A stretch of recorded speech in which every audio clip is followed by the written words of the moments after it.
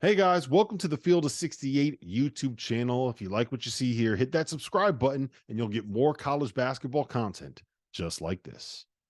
Massive, massive news. I mean, that's the other thing, guys. Like Rob, I cannot remember the last time on June 6th,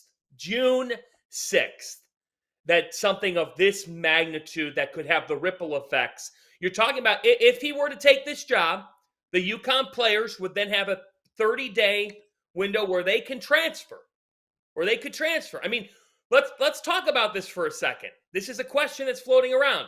Say he takes the job. It's June. It's not like there's a bevy of people out there. Now, UConn's a different job too in the sport of college basketball. But Rob, what would be your approach if you were David Benedict, the athletic director? Say that has to There, happen. He has to find a head coach. there's a couple of factors at play here. One is that a lot of the guys that you would typically want to hire in this situation are already locked up into long-term contracts with big buyouts because jobs like Louisville and jobs like Kentucky already opened up this offseason, right? So how far do you have to get down on that list where you got a buyout that isn't going to be eight figures? And when you don't have SEC and Big Ten football money backing up what you are trying to do and pay for a buyout, then that is like that's a tough situation to be in. The other part of it is if you go out and you hire somebody from the outside, are you going to lose a lot of guys on this roster? Is Alex Caravan going to stay there if after everything that he did, you don't promote from within, you don't give Kamani Young a chance, you don't give a Luke Murray a chance, right? So my guess is that they probably would end up giving Kamani I think it would probably be Kamani. If you look at what happened remember when Dan Hurley got tossed against Villanova in 2022 and Kamani Young ended up being the head coach. Some people mentioned that Luke was the head coach at Seton Hall when Hurley had COVID. Kamani also had COVID there. He's the associate. I I mean, believe he would Kamani's be the the next one associate. taking over. Kamani's Yes. the associate head coach. It would be hard to pass up. And honestly, no disrespect to Luke. I think Luke's a hell of an assistant coach. I'm not sure Luke Murray is the head coach at UConn right now works. And I love Luke, but I don't know. I don't know if that works. It's going to be hard enough to give it to Kamani or Luke, even given what they've done over the last couple of years.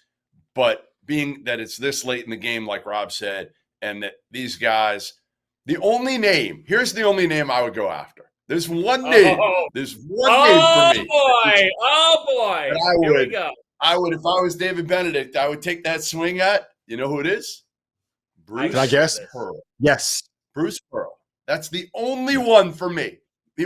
He's from Sharon, Massachusetts. He's down at Auburn now. He's done an unbelievable job.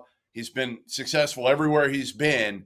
He's got the personality, right, to match Hurley, doesn't he? If there's anybody that could keep that fan base riled up to the level that Hurley has riled them up and gotten them going over the last couple of years, it is Bruce Pearl. So if I'm Dave Benedict, that's the only name. That's the only name I call. Two things. Like, first of all, you must be like, are you reading my text or something? Because I've literally said that exact same thing to like 5 different people this morning, right? Two. No, I don't want to see your text. I don't want to see your text. Number two, I think correct me if I'm wrong, doesn't Bruce have a lower buyout than some of those other guys at that level, right? I remember, so he's got a little bit of a lower buyout.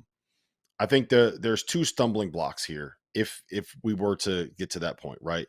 The first one is that his son, Stephen Pearl, is right. Like he wants that to be like a Kelvin Sampson situation at Houston. And the easiest way to get it put into writing that Stephen Pearl is going to be the next guy to get the job when Bruce leaves is to use UConn as leverage there. So that's one thing I'd be a little bit wary about if I was David Benedict. The other part of it is I think that fan base is a little bit more blue than the fan base you get in a red state like Alabama. And I'm not going to go into too much politics here, but I don't know if Bruce, the person, would fit as well in Connecticut as he does in Alabama. And that's one thing that would be a red flag to me thinking about the the way that that thing is kind of playing out. But look, when it comes down to who I would want to be the next UConn head coach, like you don't have to, Bruce Pearl would be the top of the list for me if they don't promote within. I think, look, frankly, I think you have to, I would want Kamani to get that shot, right? I would want Luke to get that shot if it's not Kamani. Also, if I'm Dan, like I'm doing everything in my power to bring Luke with me from Connecticut to LA. Like I think so much of and Kamani does a lot of it too. Like this is not, I don't want to disrespect Kamani here, but I think that so much of what Luke brings to the preparation, to the scouting, to the game planning, to the offense is something that would translate very, very well, and something that Dan would need when he was in LA. I think that to your point, and you've said it. I mean, Jeff, you're swinging after one name because it's not. You're in a position here on June the 6th where it's hard to rationalize more than a name, more than 2 or 3 names. Like I'm trying in my head to think of who that other candidate is. There's no one out there. No. Most of them have high buyouts. Again, Nate Oates, yeah, he'd work. I mean, he'd be great too at UConn, but he's got a higher buyout. Bruce's buyout, I think, is around $5-6 million, somewhere around there. And are you leaving what you've built at this point? You're jumping into summer workouts. You've promised kids certain things at this point. It's June. Like you're set, or you're thinking about winning a national championship come April if you're Nate Oates now in Tuscaloosa with a top 3 team. Sure. Could be the best team in sports. You can win it all. No doubt. No, like to me, if I'm Dave Benedict, again, no disrespect to Kamani Young and Luke Murray, but like Bruce Pearl's done it at the highest level as a head coach for how many years? Like it's a no-brainer to me. And you may take a step back. Yeah, you may lose, who knows? Aiden Mahaney may leave, or Terrace Reed may leave. You may take a step back this year, but to me, that's more of one. Bruce Pearl's going to get players at UConn if you can get them to stores. And again, we're talking ahead of the game here. Again, as I said at the beginning, this thing isn't done by any means for Dan Hurley. Mm-hmm. This isn't done. So he's still got to figure out whether he wants this job. But if that happens, Dave Benedict has a difficult decision. And to me, again, I don't think you can go wrong with elevating one of those guys. But to me, it's a no-brainer. I would go hard after Bruce Pearl.